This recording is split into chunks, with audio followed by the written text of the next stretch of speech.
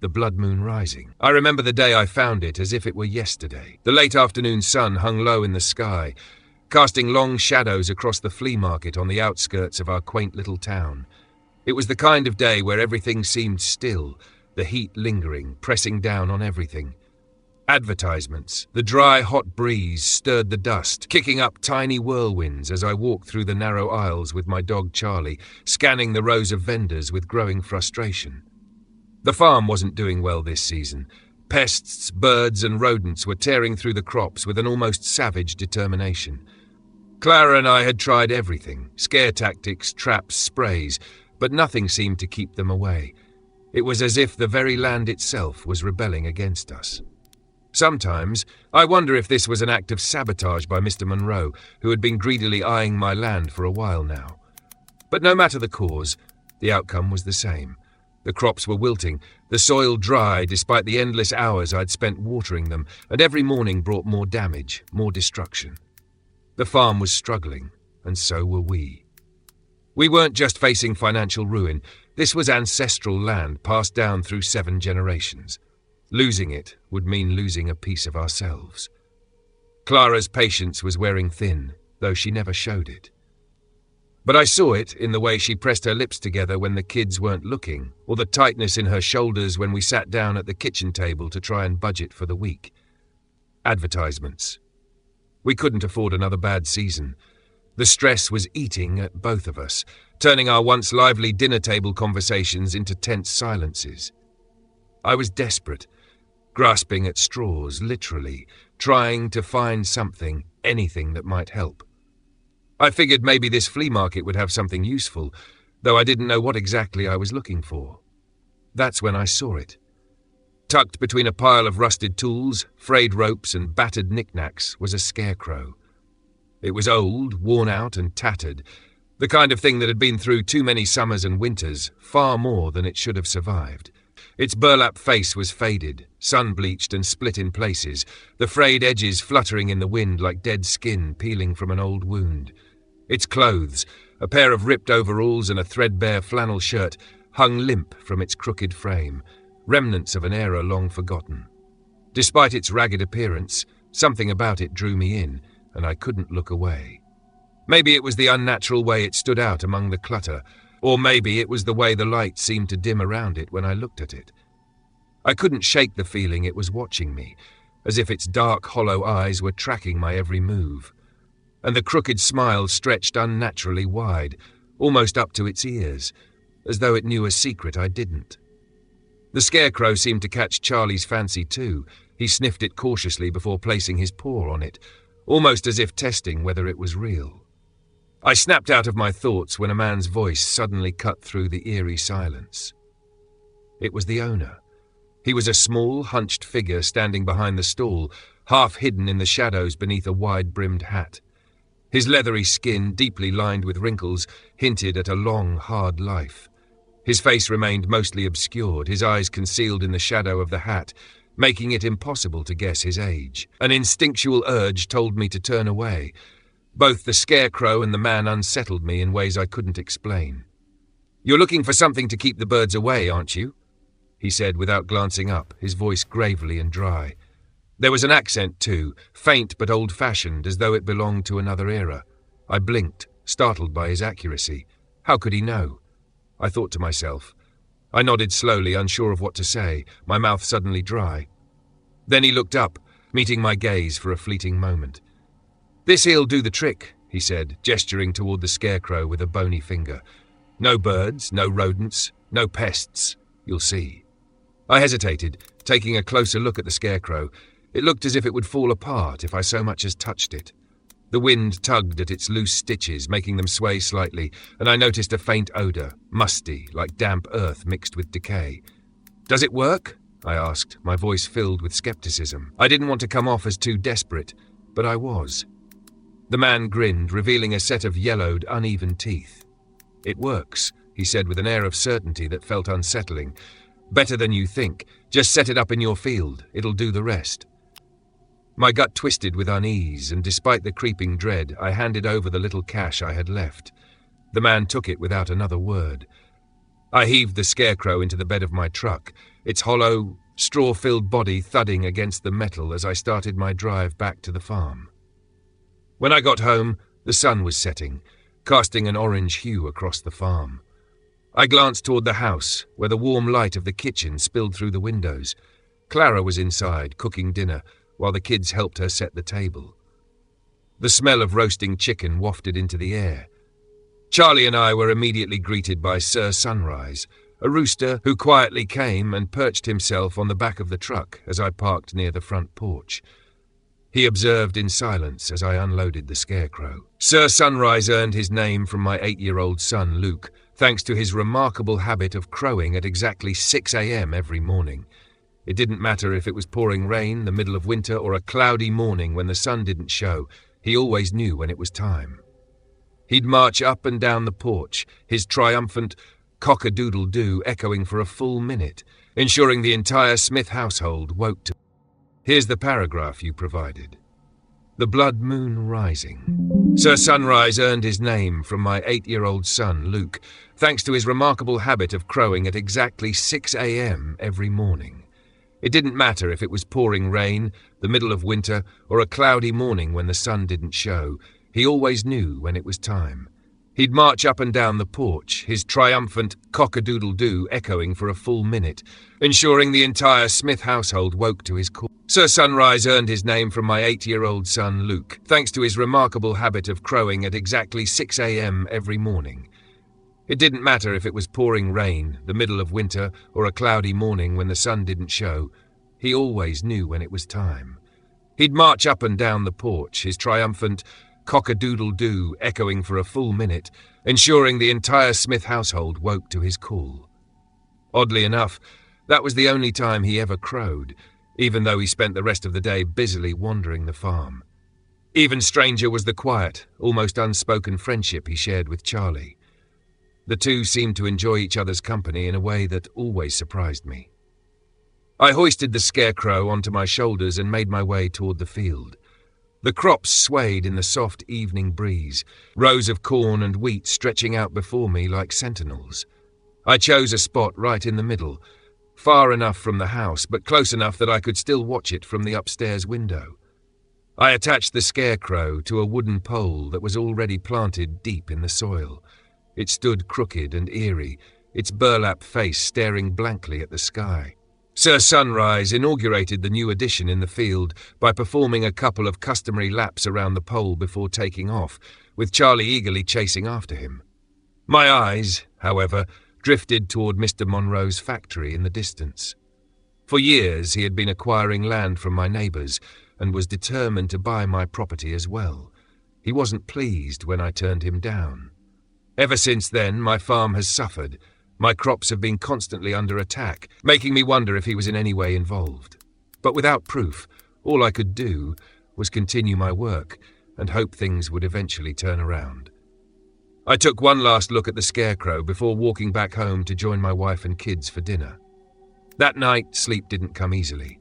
I tossed and turned, my mind replaying the image of the scarecrow in the field, motionless, seemingly unthreatening, yet somehow menacing. Every time I closed my eyes, I saw that stitched smile, wide and knowing, as though it was waiting for something. Was I expecting some sort of miracle from it?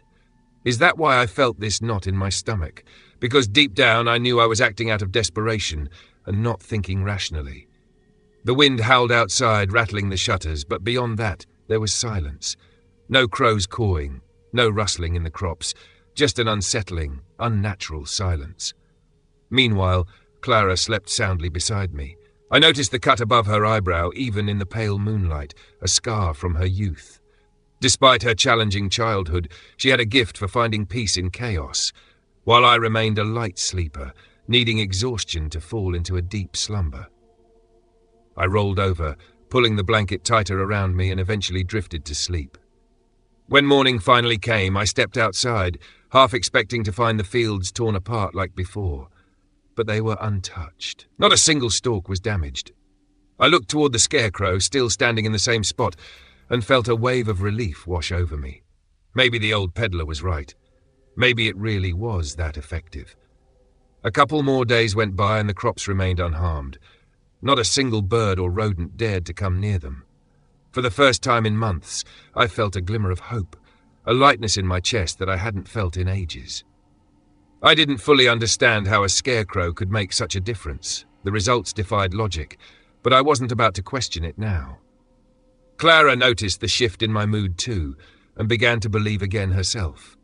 She watched our children, Emma and Luke, play among the crops, their laughter ringing through the air like music after a long silence. It was as if the scarecrow had brought back more than just safety for the crops. It had brought back hope. But on the fourth night, things began to take a strange turn. I woke up in the dead of night to the sound of Sir Sunrise crowing, loud, persistent, and completely out of character. He was never one to crow at night. His routine was always the same, like clockwork at 6 a.m. My body, heavy with sleep, resisted the urge to get up. I waited, hoping he'd stop, but Sir Sunrise kept going, his calls growing louder, more driven. With a groan, I dragged myself out of bed and stumbled toward the window, expecting to see him perched where he usually roosted. But instead, Sir Sunrise was on the front porch, pacing back and forth, his head bobbing furiously, crowing as if the morning sun was already shining. But the thing that made my stomach lurch wasn't him. It was the moon. It hung in the sky, casting a pale glow over the fields. The crops swayed gently in the breeze, bathed in a strange coppery light. It was only then that I realized it wasn't just any moon. It was a total lunar eclipse. The blood moon hung above, eerie and red, painting the field in a haunting glow.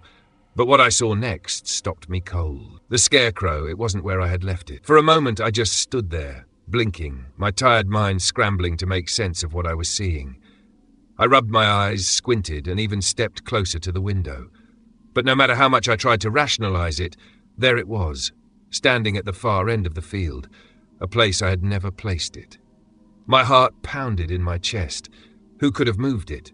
And why? Was it some prank? But who would come all the way out here in the middle of the night just for that? My thoughts raced, grasping for logical explanations that didn't quite add up. Maybe it was just my groggy, sleep-deprived brain playing tricks on me.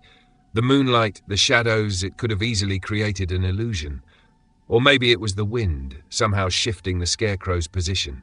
Scarecrows were light, after all. It could have been anything, right? I shook my head, telling myself it didn't matter. I could fix it in the morning. Still unsettled, I forced myself back to bed, but sleep didn't come easily. My dreams were strange and fragmented, filled with shadowy figures moving through the fields. As the first light of dawn crept over the horizon, I got out of bed, hoping to shake off the strange feeling from the night before. To my relief, when I looked out the window, the scarecrow was back in its original spot. I sighed, feeling a wave of calm wash over me, but only for a fleeting moment. As my gaze swept across the field, something caught my eye and made my stomach drop. A flock of crows were circling low over a patch of land near the edge of the field, the very spot where I had seen the scarecrow standing the night before. A chill crawled down my spine. This was never going to be good news. Without hesitation, I bolted out of the house and raced toward the spot where the birds hovered, their dark wings cutting through the sky like a bad omen. The birds scattered when I reached the area, but what I saw left me momentarily speechless. Scattered among the crops were dead animals, birds, rodents, frogs, and other small creatures. They weren't just lying there randomly. Their bodies were arranged in peculiar, almost ritualistic patterns. Circles, spirals, and rows, shapes that made my skin crawl. And the worst part? Straw. Pieces of straw, like the kind stuffed inside the scarecrow, were strewn around the animals, linking them to the figure that now loomed in the field. I knelt down, my fingers brushing over the straw. At first I wanted to believe it was a predator, some animal arranging its kills, but that thought quickly crumbled. The arrangement of the bodies was too precise, too deliberate. It felt wrong. Could this be someone's doing? Another twisted attempt to unsettle me? Before I could finish the thought, Clara's voice echoed across the field, her tone nervous and urgent. I looked up and saw her in the distance, standing on the front porch. Her posture was tense, as though she was trying to intervene before something happened. But the thick rows of crops blocked my view, making it impossible to see what had her so panicked. I set off again, this time heading back toward the entrance of my house. As I got closer, the menacing growl of Charlie pierced the air. When I pushed through the last of the crops, I saw him locked in a tense standoff, his fur matted and streaked with blood, growling fiercely at Sir Sunrise. The rooster was badly injured, his feathers in disarray and blood dripping onto the ground. He wobbled, struggling to stay upright, yet remained defiant, determined to hold his ground in the fight. But Charlie wasn't finished. Before I could intervene, he lunged at the rooster, clamping down on its throat with his teeth. With a violent shake of his head, I heard the sickening snap of bone. Charlie finally released him, and the lifeless body dropped to the ground. Horror washed over me as blood pooled around the carcass. Charlie's actions felt alien to me. I stood frozen, unable to look away as he crouched, tilting his head back before releasing a chilling howl into the sky. Then he darted off into the field before I could pin him down. I chased after him, but it was clear he wasn't interested in being found. I expected he would eventually find his way back home, though I wasn't sure what I would do with him upon his return. I had never seen him behave this way before. I struggled to piece together the events of the morning, wondering if there could be any connection to last night.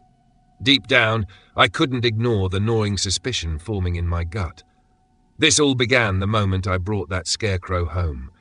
What had been a curious purchase at a roadside stand had now morphed into a source of growing dread, its presence wrapping itself tighter around my mind. And what about the dead animals? Were they also Charlie's doing? I had no clear answers. Reluctantly, I glanced at the scarecrow perfectly positioned in the middle of the field. The smile stretching across its face stirred an uneasy feeling in me. "Patrick," a voice echoed in my head at that very moment. For the first time, I considered abandoning the scarecrow, but as I looked out over the crops, I hesitated. There were risks involved, yes, but I couldn't ignore the promise they held. With a deep breath, I gathered my composure and dealt with the dead animals, burying them hastily before Clara could see. She was already troubled by Sir Sunrise's disappearance, and had spent the day searching for Charlie, worried they'd had a disagreement. Thankfully, she hadn't yet connected the incident to the scarecrow, and I was determined to keep it that way.